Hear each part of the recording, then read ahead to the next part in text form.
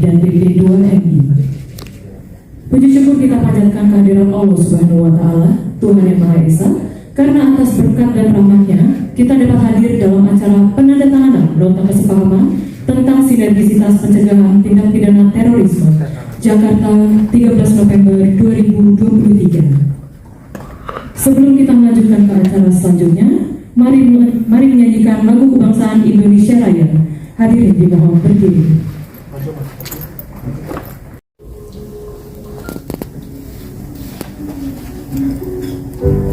Indonesia merupakan negara yang dibangun dari keberagaman.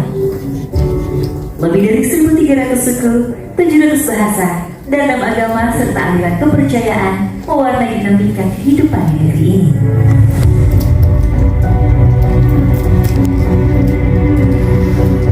Keberagaman tersebut dipersatukan oleh sebuah ideologi Pancasila. Dasar negara yang menjunjung tinggi nilai ketuhanan, kemanusiaan, persatuan, musyawarah, dan keadilan. Namun di balik kekayaan tersebut ada bahaya laten yang mengancam, yaitu terorisme. Aksi teror memuncak di Indonesia tidak hanya mengganggu stabilitas keamanan, aksi teror juga menyusahkan derita bagi korban dan keluarganya yang tidak bersama. Terorisme tidak hanya terjadi di Indonesia, namun juga masih menjadi permasalahan bagi berbagai negara di seluruh dunia. Mengacu pada data Global Terrorism Index tahun 2023, Indonesia berada dalam posisi ke-24. Sedangkan dalam Global Peace Index, Indonesia menempati posisi ke-47. Aksi terorisme sudah memakan banyak korban. Selama 2 dekade terakhir, aksi terorisme di Indonesia telah memakan korban lebih dari 1.300 orang dan juga menimbulkan kerugian yang sangat besar.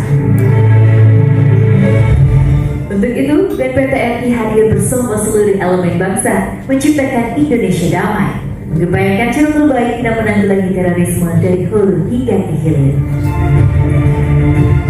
Berdasarkan Undang-Undang Nomor 5 Tahun 2018, BNPT RI memiliki tugas dan fungsi untuk mengkoordinasikan upaya penanggulangan terorisme melalui kesiapsiagaan nasional, kontraradikalisasi dan deradikalisasi, serta pemulihan korban dan di bidang kerjasama internasional.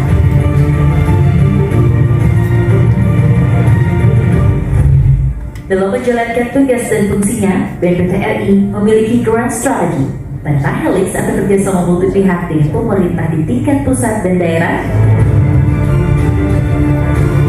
akademisi, pelaku usaha, masyarakat, dan media. BNPT RI juga aktif menjalin kerjasama luar negeri dalam mencegah ekstremisme berbasis kekerasan yang mengarah pada terorisme. Ideologi terorisme dapat menyerang siapa saja, kapan saja, dan di mana saja. Oleh sebab itu, BNPT RI melakukan langkah strategis dalam penanggulangan terorisme, di antaranya transformasi wawasan kebangsaan,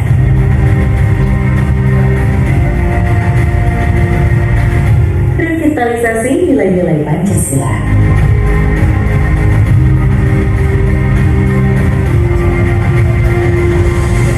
moderasi dalam beragama,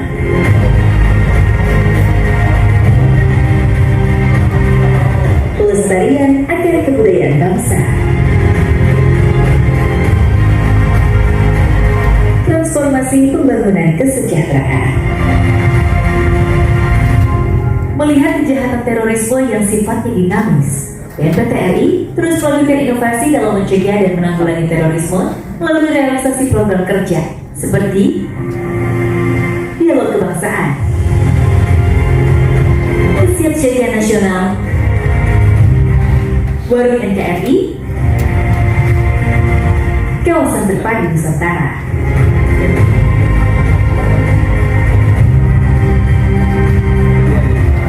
Program-program ini diharapkan mampu mencegah penyebaran paham radikal terorisme dan menjadikan Indonesia damai dan harmoni.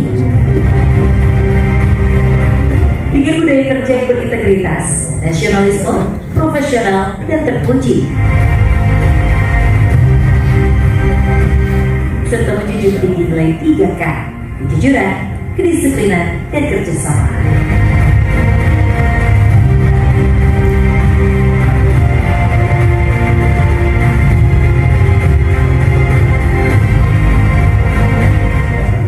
Putri mengimbau kepada teman-teman putri dan seluruh masyarakat Indonesia untuk tolak kekerasan, tolak ideologi radikal, tolak terorisme. Mari kita wujudkan Indonesia damai dan Indonesia karena Indonesia adalah permata dunia. E. Penyusunan materi orientasi pra-pemberangkatan dan sosialisasi pada saat sebelum, selama, dan setelah bekerja terkait pelindungan pekerja migran Indonesia dan keluarganya dalam rangka pencegahan tindak pidana terorisme. F. Pendampingan monitoring dan evaluasi sistem pengamanan dalam rangka pelindungan sarana dan prasarana di lingkungan pihak pertama. Dan G. Bidang-bidang lainnya disepakati dalam rangka pencegahan tindak pidana terorisme. Adapun jangka waktu yang disepakati adalah 5 tahun. Selanjutnya adalah prosesi penandatanganan nota kesepahaman antara BNPT dan BP2MI.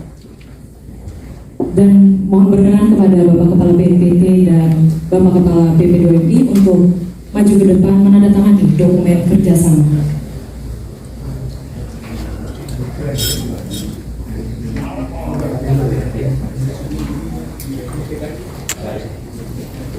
Penandatanganan nota kesepahaman dimulai.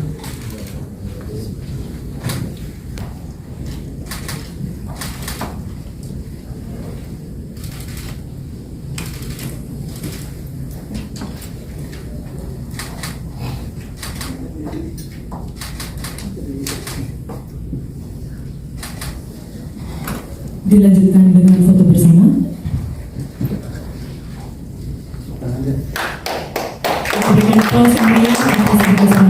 Kita semua, Om Swastiastu, Namo Buddhaya, salam kebajikan, Rahayu, salam Pancasila.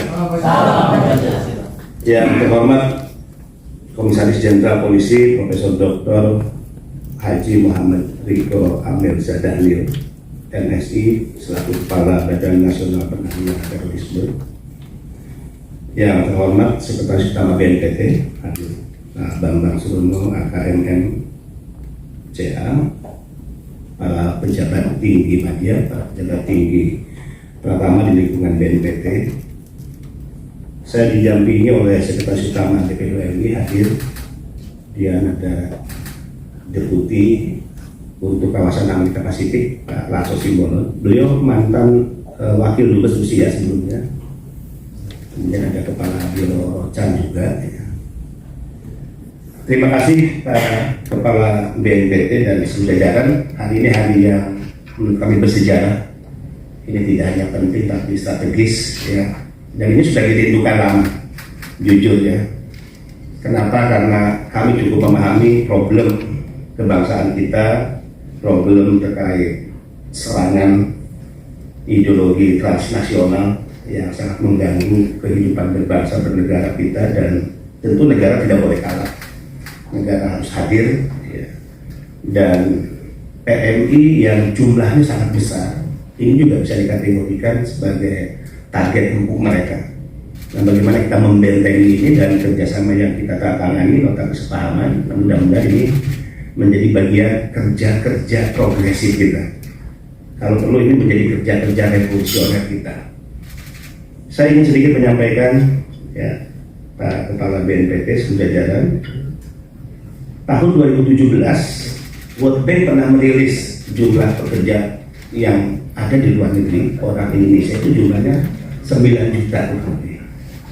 Itu dirilis tahun 2017. World Bank, lembaga internasional, kita tidak pernah meragukan riset yang mereka gunakan, pasti saintifik, ilmiah. Padahal di tahun itu kita tracing, orang Indonesia yang bekerja resmi itu hanya 3.663.762. Berarti ada dispute, ya, 5,4 juta. Nah, itulah yang diduga mereka berangkat secara ilegal dan diduga juga mereka menjadi korban TPPO. Nah, kalau per hari ini dalam data yang kita miliki, jumlah pekerja kita kurang lebih 4.800.000 ini jumlahnya. Ya. Ini kita lihat negara-negara penempatan. Kita minta zoom sedikit Hong Kong, Taiwan. Ini selalu jadi materi saya, Pak. Ini daratan Cina. Kita selalu diserbu. Memang negara kita ini agak unik, Pak. Kalau media sosial sudah berselancar isu tentang penyebaran kebencian, berita bohong, hoax, ya, itu artinya pilpres sudah dekat. Ini tanda-tanda negara kita. Termasuk tentang tenaga kerja asing. Seolah-olah kita diserbu tenaga kerja asing, asal Cina dan sebagainya. Ini padahal orang kita yang kerja di Hong Kong ini sangat tinggi, daratan Cina. Orang kita yang kerja di Taiwan, daratan Cina cukup besar juga. Jadi kalau orang asing yang kerja di kita hanya 86.000 total dan asal Cinanya hanya 24.000, terus narasinya ditambah usir mereka dari Indonesia, kemudian orang Cina juga marah, usir orang bisa dari Taiwan, usir orang bisa dari Hong Kong, ya habis lah kita. Nah ini kadang-kala ya digunakan menjadi isu-isu kebohongan para pembenci ya, negara ini yang ingin selalu melihat negara ini gaduh, rusuh ya, dengan penyebaran kebencian, adu domba, hoax dan berita-berita bohong. Tadi ngomong apa Pak Kepala BNPT itu menyampaikan tentang apa nih 72 bidadari. Hati-hati Pak, bidadarinya suka marah. Jadi bidadari itu ngomong gini, ada satu ustadz ngomong seperti itu langsung ditegur bidadari. Emangnya gue bidadari murahan gitu. Enggak lah, masa gue mau dinikahin sama teroris? Jelek-jelek lagi gitu mukanya. Bidadari dia marah Pak. Nah, jadi dari 4,8 juta ini menjadi data yang by name by address. Saya ingin mengundang suatu saat Pak Riko nanti dengan jajaran kami undang ke kantor kami, ya. Di comment center kami itu tercatat by name, by address, siapa mereka, berasal dari kampung mana, sekarang sedang ada di negara apa pekerjaannya, dikirim kapan dari Indonesia, dia harus selesai kontrak dan kembali ke Indonesia kapan, penggunanya di sana perusahaan apa, gajinya berapa, bahkan titik tinggal koordinatnya dia di mana.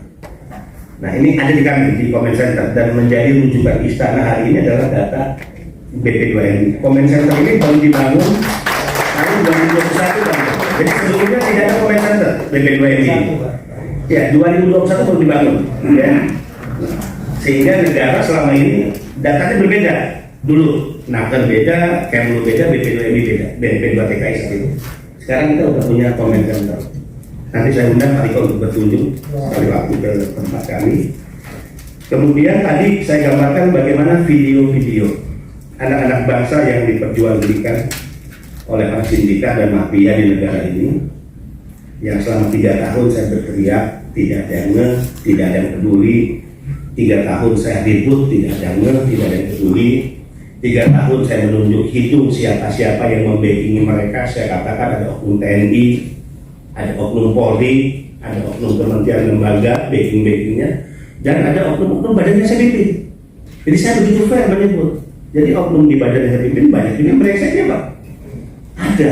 Nah kita harus percaya bahwa negara ini dilahirkan untuk memberikan pelayanan terbaik bagi bangsa. Nah, tapi kalau oknum-oknum brengsek kan selalu ada dimanapun. Lembaga legislatif juga tidak sedikit. Ya. Jadi kita nggak perlu ribu lah kalau menyebut oknum ya.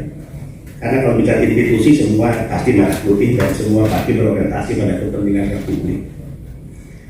Nah, korban-korban sebagaimana di video tadi, kalau mereka berangkat tidak resmi, itu pasti konsekuensinya adalah satu, mereka mengalami kekerasan fisik, kekerasan seksual, gaji yang tidak dibayar karena tidak ada perikatan perjanjian kerja, kemudian pemutusan kerja secara sepihak, diperjualbelikan dari majikan satu ke majikan yang lainnya. Kemudian yang mengalami kekerasan di atas kapal meninggal di lautan, jenazahnya di tengah laut. Ini. Nah kita lihat, selama 3 tahun memimpin, ya Pak Kepala BNPT, kita sudah menangani kurang lebih 106.918 yang dideportasi. Wah sedih Pak kalau lihat mereka. Nangis saya. Nangis sedihnya kenapa ya? Mungkin dulu waktu berangkat dengan mimpi dan harapan yang ada di benak mereka. mereka berangkat rapi, pakai pakaian, celana, bawa koper, pasti. Tapi kalau sudah deportasi seperti ini, semua pakai kaos, tidak punya lagi baju di pakaian, kaosnya disumbangin Kemlu, perwakilan kita, dan kadang di antara mereka nggak membawa tas lagi, kecuali tas plastik, isinya hanya botol aqua, 1 botol, dan 2 potong roti. Masya Allah. Dan turun dari pesawat, karena disiapkan pesawatnya oleh negara. Turun dari pesawat, bahkan ada yang tidak menggunakan alas kaki. Jadi beli sendal pun udah gak mampu. Ini wajah kita. 90% itu korban kejahatan PMI dan 80% adalah perempuan, ibu-ibu. Saya sering mengajak para perempuan, yuk, kalau kita menyebut ibu itu kan orang yang melahirkan kita.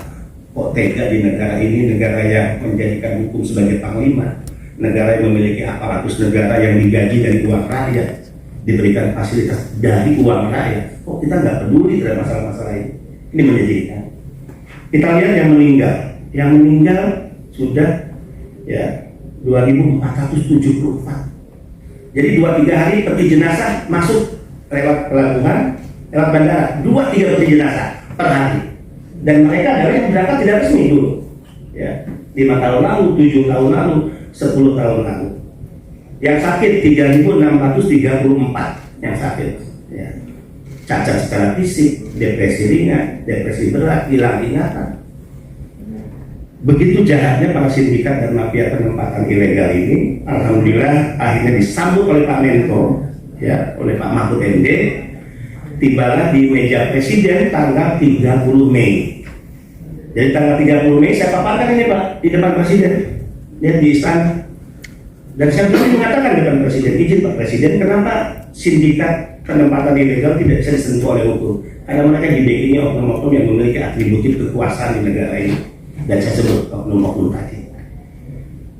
Kita punya strong regulated, ya, itu nomor 21 tahun 2007 Undang-Undang TPPO. Kita punya Perpres Bapak Presiden, yang Perpres itu Bapak tangani, ya, nomor 22 tahun 2001 tentang pencegahan penanganan TPPO. Tapi izin Pak Presiden, Perpres tersebut mandul, tidak aktif, tidak efektif. Saya katakan, karena saya tahu kesalahannya bukan Presiden.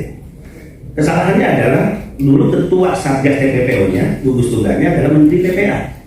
Izin Pak Presiden, Menteri PPA hadir di samping saya. Izin Pak, Menteri PPA kan tidak punya struktur sampai di bawah dan tidak memiliki kewenangan hukum.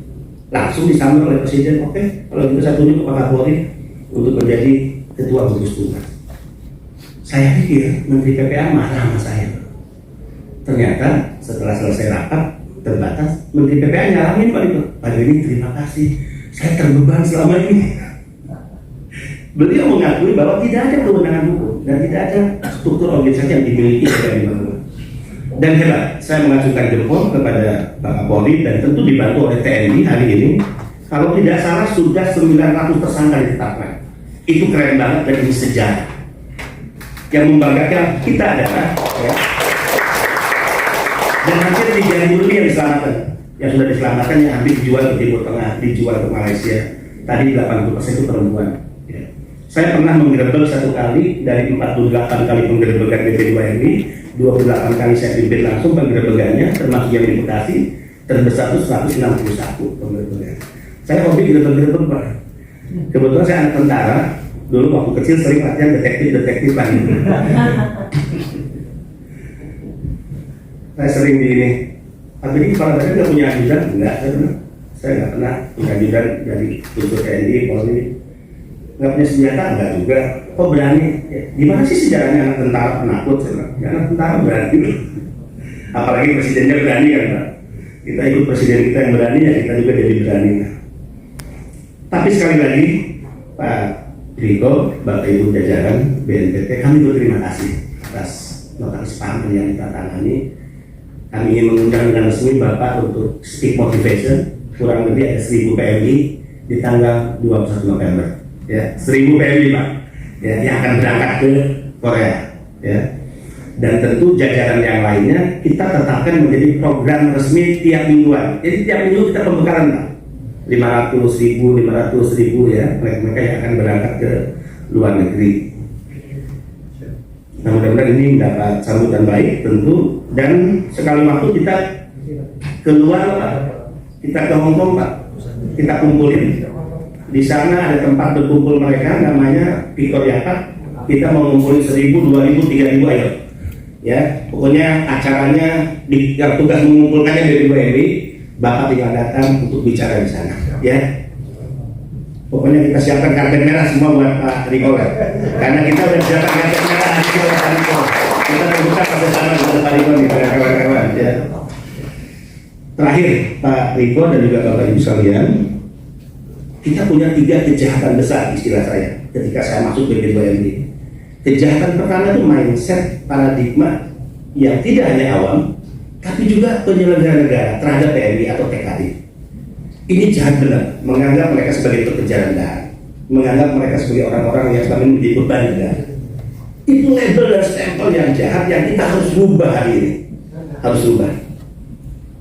Kalau saya tuh kalau di internal agak kasar, kayak deputi eselon, emangnya mobilitas yang lo naikin itu dari nenek moyang lo, enggak, dari rakyat. Emangnya gaji yang lo terima tiap bulan itu dari nenek moyang lo? Enggak. Dalam teori politik negara tidak ada negara yang sumber keuangannya tidak bersumber dari pajak rakyat. Dan Bapak pasti tahu sekarang, TNI ternyata penyumbang devisa terbesar kedua setiap tahunnya, 159,6 triliun setelah sektor jasa. Penyumbang devisa terbesar kedua yang selalu disembunyikan, tidak pernah diekspos.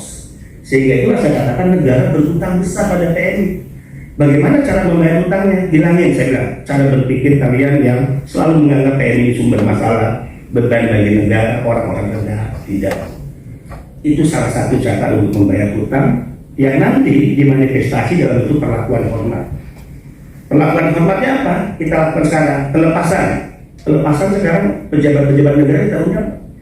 Nanti dalam satu Bapak, bagaimana bangganya mereka dilepas oleh Presiden, Menko, penghadir, ya, udah 2 Menko hadir, para menteri, anggota DPR, tokoh-tokoh politik kita undang. Agaknya kemarin kita undang. Ya, tokoh-tokoh politik di negara ini. Dan tidak ada negara-negara penempatan yang TNI-nya ketika akan berangkat ke luar negeri dilepas oleh orang-orang penting di negara ini. Indonesia sudah memulai. Kita membangun launch di 8 bandara internasional tahun 2024, 2 launch lagi di Makassar dan Kertajati. Launch, nggak kalah dengan launch Garuda lah. Ini Jerman, pakai jaketnya. Ini Bandara Internasional Soekarno-Hatta, Ahmad Yani. Ya, kita lihat launchnya. Ya. Ini Pak launchnya, Bandara Soekarno-Hatta. Next, ini untuk juara terbesar launchnya. Ini Semarang, Yogyakarta, Gusti Ngurah Rai. Ini sampah depan karena dalamnya lagi direnovasi saat itu. Pengambilan gambarnya masih bulan Desember. Ini di Nusa Tenggara Barat, kemudian Sumatera Utara, Lampung, launch gratis. Ya, biasanya launch itu kan untuk orang-orang hebat, orang-orang terhormat, orang kaya. Enggak lah, PMI sekarang dapat. Dan satu paket dengan pastrek, satu paket. Satu paket dengan pastreknya Pak. Jadi PNI sekarang tidak boleh dicampur dengan penumpang umum, tidak boleh mengalami berdesak-desakan, antriannya sederajat dengan ofisial diplomatik. Sederajat dengan ofisial diplomatik. Sederajat dengan ofisial diplomatik Pak. Ini di bandara-bandara sekarang. Ya. Dulu kan ngantri ya, berdesak-desakan, dan nah ini yang istimewa lagi Pak. Kalau Bapak ke luar negeri, Pak Riko, saya, Menteri, anggota DPR, kepala daerah, kita nggak boleh pakai credential letter Pak ya. Credential letter itu hanya untuk duta besar kan. Sekarang TNI dibekali credential letter oleh negara. Credential letter ada 3 bahasa, Inggris, Indonesia, Inggris dan Korea. Ini yang Korea. Kalau Jepang diganti, yang Korea bahasa Jepang, kalau Polandia diganti bahasa Korea pakai ini. Ya. Sederajat dengan duta besar. Bedanya duta besar presiden dan tangan, PNI kepala BP2 ini sama atas nama negara. Ini pembekalan untuk mereka, bekal perlindungan untuk mereka. Sudah seperti itu, ya tata kelola penempatan sudah semakin kita perkuat, Bapak. Kemudian juga beberapa peraturan yang menunjukkan negara hadir berpihak sudah kita lahirkan. Kemudian transformasi, termasuk transformasi digital, ya, di lembaga kita sedang kita kerjakan terus-menerus, ya kita lakukan penguatan. Mudah-mudahan kejahatan pertama di mana paradigma mindset yang memandang rendah PMI bisa hilang dengan cara seperti ini. Tapi ini kan kejahatan pertama, ada 2 kejahatan lagi Pak yang sedang kita perangi. Tadi kejahatan pertama bagaimana merubah paradigma mindset orang untuk lebih memberikan rasa hormat. Ya, ada kesadaran ideologis publik penyelenggara negara khususnya untuk memberikan rasa hormat, perlakuan hormat pada PMI, perlakuan mulia. Karena kalau tidak berbahaya. Ini dari low explosive menjadi ya high explosive. Saya menggunakan istilah itu karena saya ada di kantor BNPB. Jadi cara pandang yang akan berakibat low explosive menjadi high explosive. Ini bahaya. Kejahatan kedua adalah hijau rentena. Jadi PMI itu kalau berangkat, dari mana uangnya? Paspor bayar, visa bayar, pelatihan bayar, tinggi Pak. Nah ini kita potong dengan pemberian bantuan KUD, kredit usaha rakyat, kerjasama dengan BUMN, bank pemerintah. Saat itu saya speak saklon, say goodbye para rentenir, pesta pora kalian sudah berakhir, dan ini adalah kemerdekaannya para pekerja migran Indonesia. Jadi musuh saya termasuk para rentenir. Dan kejahatan ketiga adalah penempatan ilegal yang dikendalikan oleh sindikat dan mafia. Pak, ini bisnis kotor. Saya sudah menyebut berapa kali ini lain Pak. Kepala badan aja berani ditawari 1 juta sampai 2 juta. Pak Beni nggak perlu ribut masalah yang ilegal, fokus aja kerja. Pokoknya untuk Pak Beni nanti dari 1 orang PMI ya 1 sampai 2 juta. Bapak bisa bayangkan kita ngomong seperti ini bukan berarti tidak ada yang terbang Pak.